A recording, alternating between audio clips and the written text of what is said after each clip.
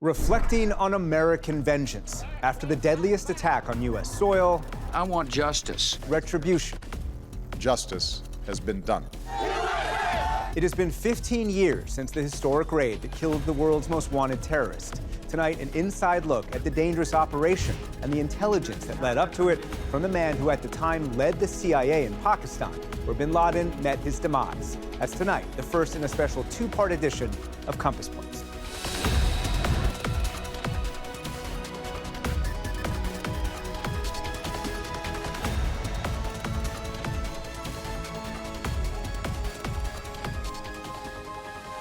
Support for Compass Points has been provided by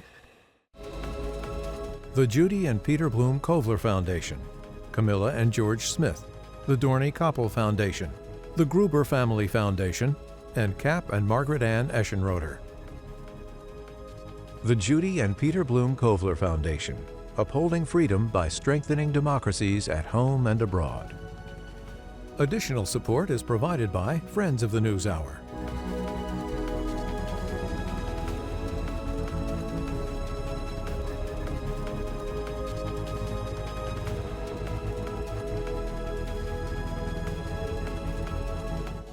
This program was made possible by contributions to your PBS station from viewers like you.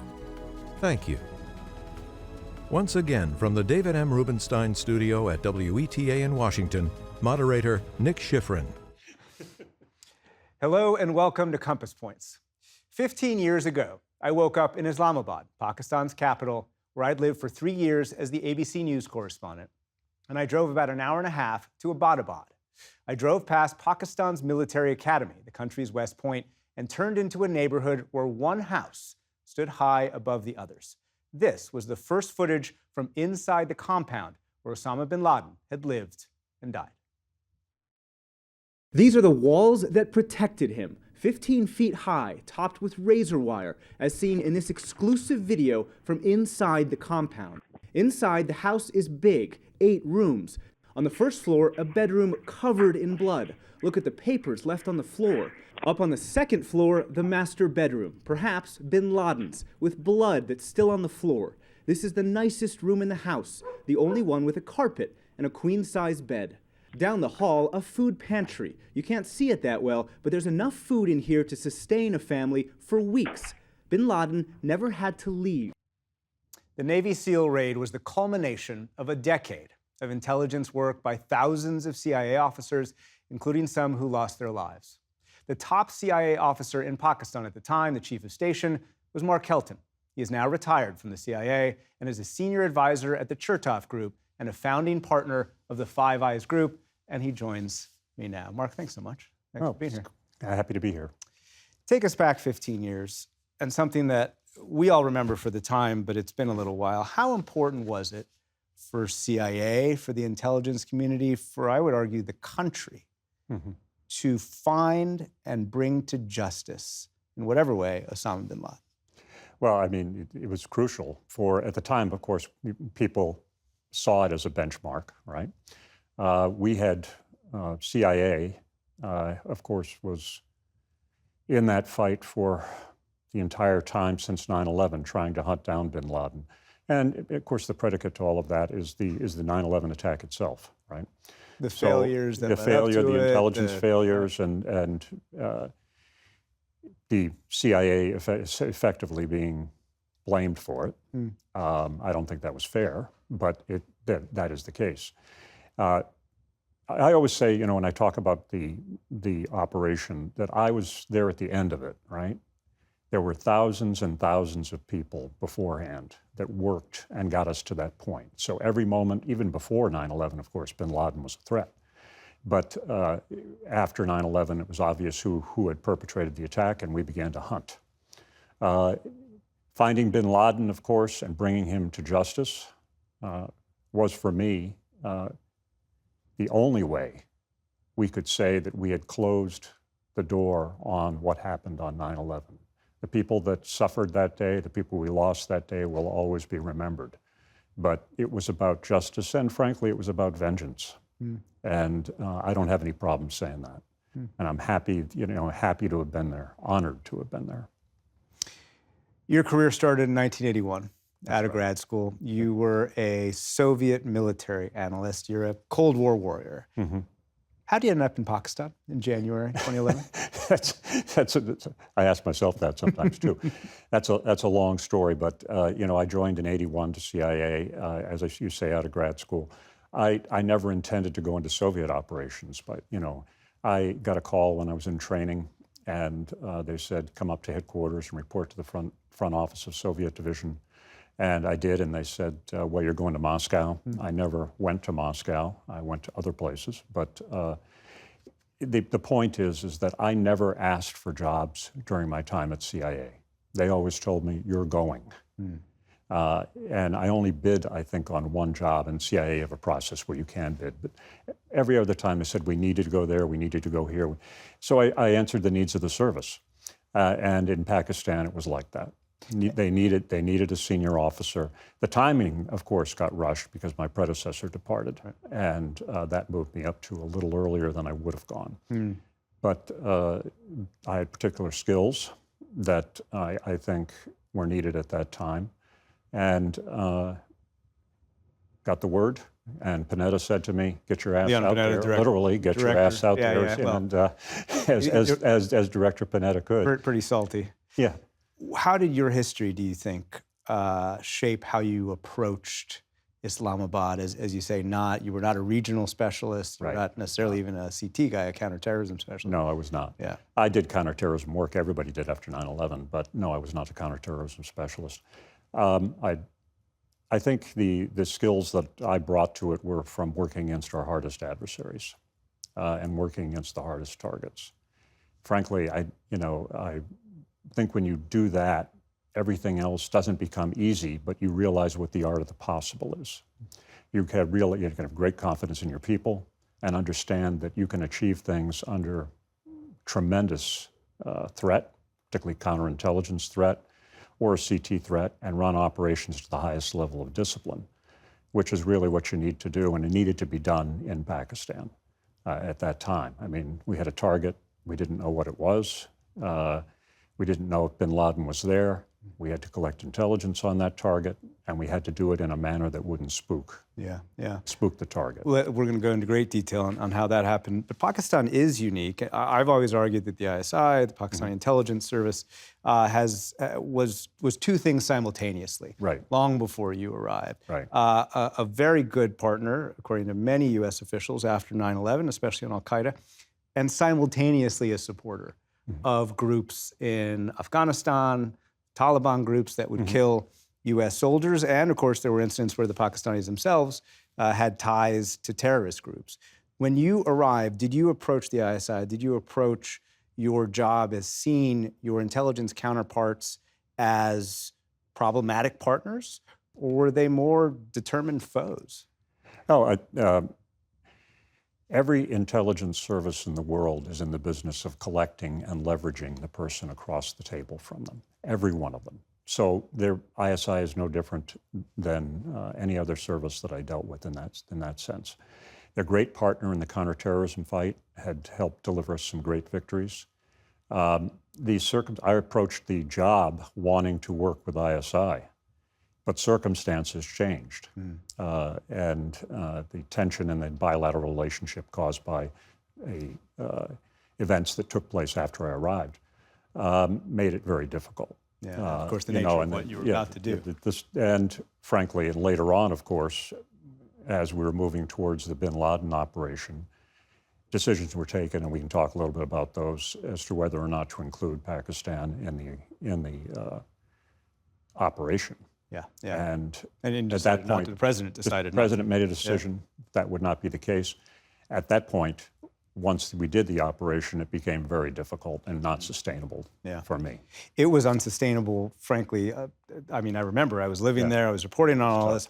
It was unsustainable practically as you arrived, right? So January 2011, tensions running extremely high for two main reasons. Your predecessor, his name had been exposed. There were protests over CIA drone strikes in the Northwest. You see some of those protests there. And CIA contractor Raymond Davis had been tracked by two people who I reported at the time had actually been hired by ISI. He shot them in self-defense. They had brandished their weapons against him. He was sitting in detention in Lahore in the east of the country. Those two things had happened right before you arrived and literally right as you arrived. Right as I arrived, yeah. How did that affect the environment of what you studied? Well, Ray Davis was an embassy contractor, and this issue, the incident, of course, occurred at a stop sign in Lahore. He was in traffic. Guys came up on a motorcycle, pointed a weapon at him through the windshield, and he did what he was trained to do. I always tell people, that I don't have any problem with what Ray did that day. It was either he was going to go home in a box or they were going to go home in a box. And he acted totally as I think any professional would have reacted. The consequence of that was, of course, his diplomatic immunity wasn't respected. He was jailed.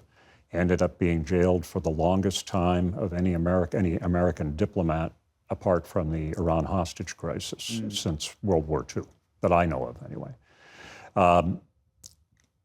Very difficult circumstance because we had an American in jail. We couldn't reach him in terms of get him free. He was going to be charged and was charged with murder, double murder. And the issue then became, how do we ensure his safety and support him in a way that we can, at the same time, put pressure on the Pakistani government to release him? And the fear all the time that Ray was in jail was, of course, that he was under direct physical threat. Pakistan's a dangerous place. I had people ask me all the time, what was he doing with a gun? I said, it's Pakistan, right? I mean, it's Pakistan, and it's very dangerous for Americans and official Americans to be there. That's why we had security personnel. All of that is happening as your mission, you were briefed ahead of time, and your mission or part of your mission is AC-1, Abbottabad Compound AC-1, yeah. It had already been under surveillance for months by the time you got there. Again, this is January 2011. So who was the pacer? And why was it so difficult at the time to know who he was? So we roll back a little bit. Before I went over to Pakistan, I met with the director, and he said, you've got to go down and get briefed on this project. So I went down to our counterterrorism center, and we had a mock-up of the compound. It was sitting there. It's the one that's currently in the CIA museum. If you ever get a chance to go into the museum at CIA. It was done by NGA, done to scale. And they briefed me on how they discovered the compound. And, the story is pretty well known that, we at one point intercepted a phone call and then tracked people that we knew we called the couriers, back to the compound. The challenge was, of course, if you look at the compound itself, the configuration of the compound, clearly designed to hide from view the inhabitants of the compound. We directed collection against it, everything that we could. So the pacer was a person seen walking behind the main building underneath a trellis occasionally. The problem was, as Director Panetta put it, we're the CIA. Why can't we find out who this guy is? So, well, the challenge was the photography we could get was at such an angle that you couldn't even get an accurate count of his height. Now, Bin Laden was a tall guy, right? I think Director Panetta said at one point, they gave me an estimate of 5'6" to 6'3". That doesn't really help. And it was about the angle of the camera, frankly. So got the briefing, had a conversation with the director. Our job was to go out there and do everything we could to verify who this person was, who was present in the compound, and to do it in a manner that we didn't, frankly, spook them. Yeah. I mean, that was the big concern. Our people had been hunting for bin Laden for years. I mean, he disappeared after Tora Bora. And as we found out later, he crossed into Pakistan, which everybody suspected, but was hiding out in Pakistan. My counterpart in CTC, the director of CTC, was asked once, why can't you find him? And he said, he's hiding. And bin Laden, as we found out afterwards, and we knew it at the time, had cut himself off from electronic communications and electronic connection, and that complicated the intelligence problem. Were you able, though, in the end, to identify everyone else in that compound? Yeah, we were able to identify by age and by nationality and sometimes by name, and it matched, at the end, the couriers' families, and the family of Osama bin Laden. Quite a few family members. Yeah, quite a few family members were there. I mean, the compound itself, was closed off, but the family would go into town. They'd go in for supplies, they'd go in for educations. They had to interact with people locally.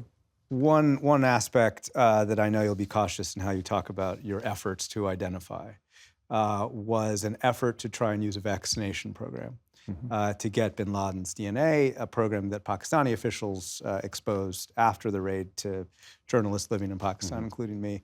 I went back to some of my reporting and was told by a local NGO official about a year and a half later that in this official's opinion, some vaccination workers had been killed because of the association of this program ahead of the bin Laden raid.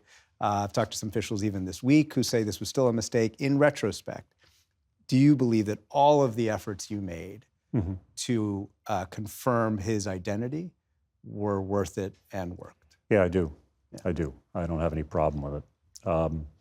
I understand the claims afterwards that people have been killed as a result, but Pakistan's a place where people are getting killed beforehand, too. We were responsible for tracking down the killer of thousands of Americans and other people. And frankly, I was prepared to do everything in my power to bring him to justice. That doesn't mean anything unlawful, but everything in my power. And we did, and I'm proud of it. I don't have any problem with it. I understand people after the fact were critical, but this was a killer. We needed to try to verify who he was, and we did it. There was a debate back in Washington about the level of confidence. What was your level of confidence? 95%. 95. Yeah, they asked me. I said 95%. Why? The debate back in Washington at the senior levels, of course, you had people that weren't watching the target every day, that weren't seeing all of the intelligence. And frankly, the other part of it is you have an operational sense with enough experience as to how targets act, how they behave. And from my experience looking at it every day, and we looked at it every day, it appeared that they were behaving with people like people would behave if they were trying to protect a senior there. Was there a moment, was there anything you saw, anything your team saw that clicked where you said, I'm at 95 now? No, I just, no particular moment. It was, I went out there having been briefed and then started looking at the target, looking at all the collection that we had, talking to my own people who had been working on it for a while. Even in the office out there, the operation and the details of it were heavily compartmented. I mean, the great fear, frankly, was that there would be a leak in Washington or a leak elsewhere that would expose it. So there was some urgency to move with alacrity to try to ascertain who was there and to get as much information as we could, which was, frankly, part of the operation that you talked about earlier. We were with the speed we needed to move quickly.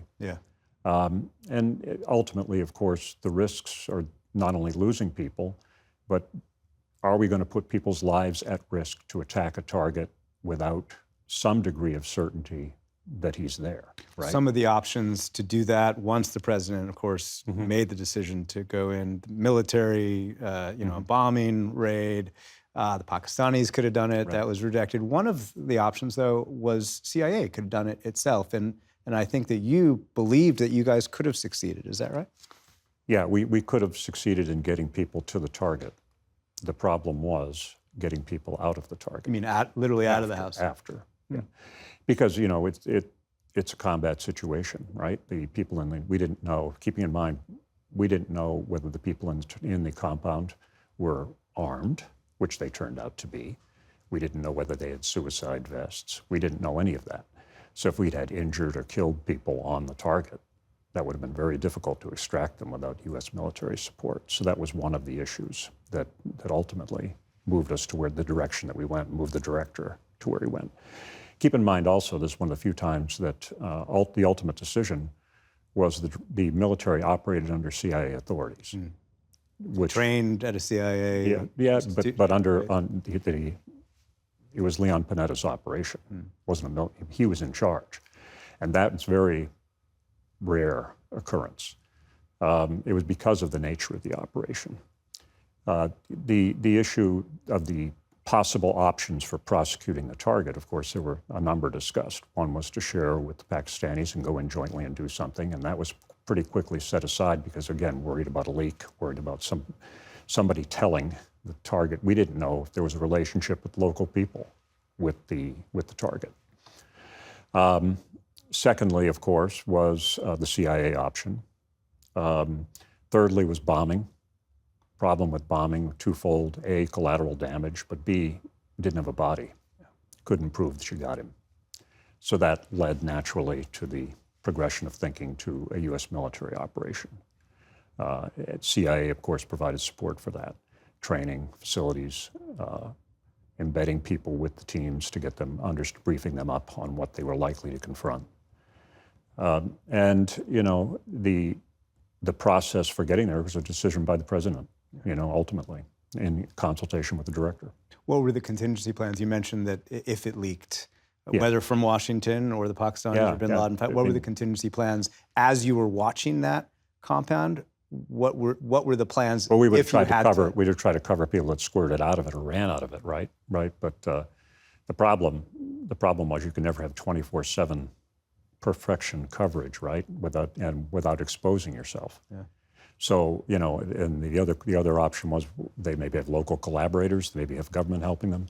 That would have made it extremely difficult, right? It was very close to the Pakistani military academy. It was, and because we didn't know with absolute certainty that he was there, you know, it made it.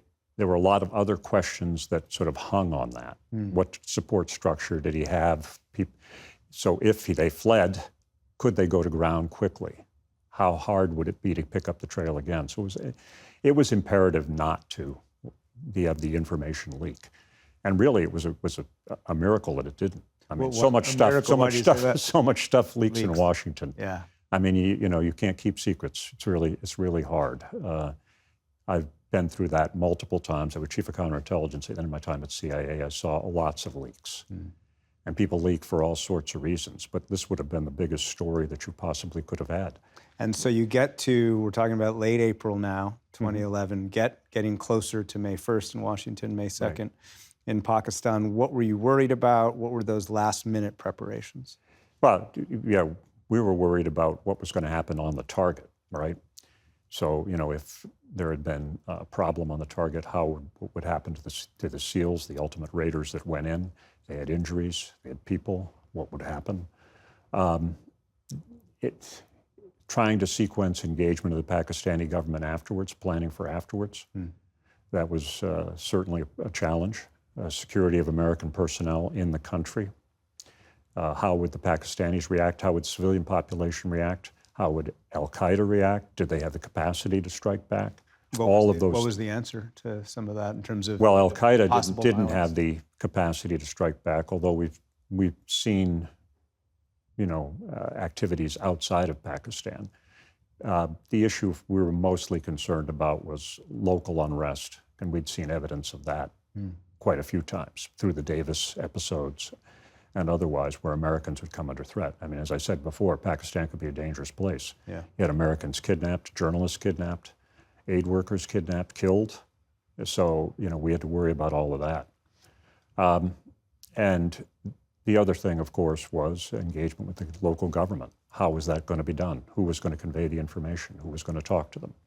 And that was all sequenced, and we worked that all out. Who was going to do the actual conversations with people? And so Sunday and collection, of course, we collected right up till the end, as much as we could possibly get. I mean, the president, you know, he was pushing.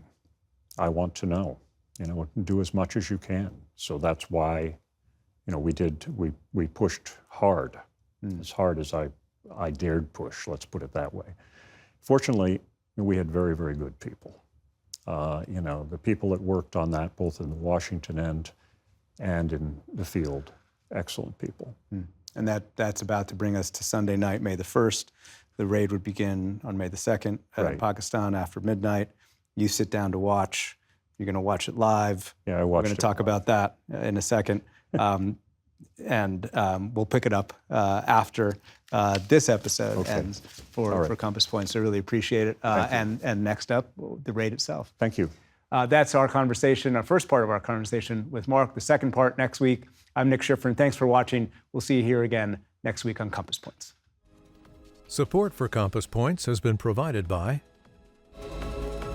the Judy and Peter Bloom Kovler Foundation, Camilla and George Smith, the Dorney Koppel Foundation, the Gruber Family Foundation, and Cap and Margaret Ann Eschenroder. The Judy and Peter Bloom Kovler Foundation, upholding freedom by strengthening democracies at home and abroad. Additional support is provided by Friends of the NewsHour.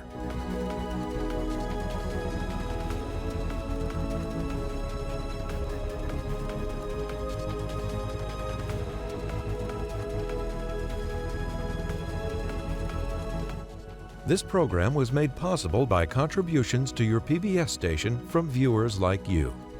Thank you.